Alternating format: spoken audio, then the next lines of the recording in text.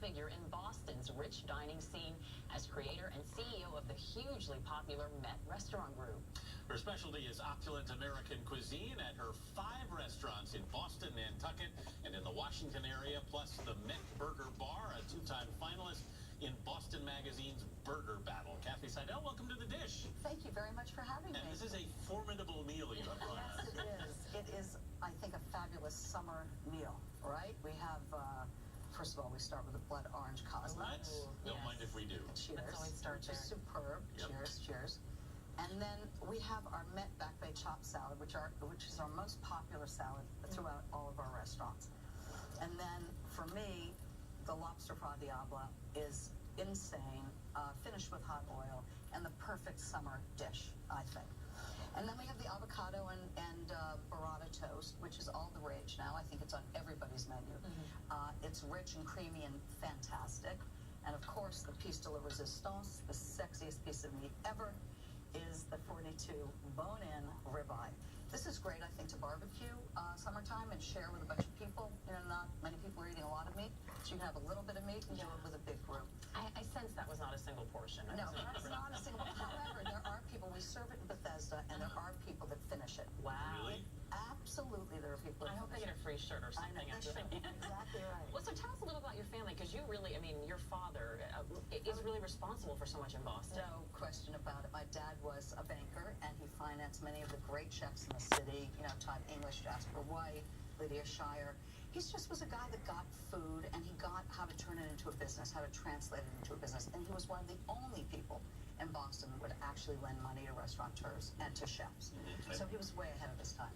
Is that where your passion for food came from? I think so. I really think it's in the DNA, guys. No question about it. I mean, Wait a minute, hold on, because you kind of transitioned at 47, which I think is which is awesome. But it's a little later than most people. yeah, but it was always there.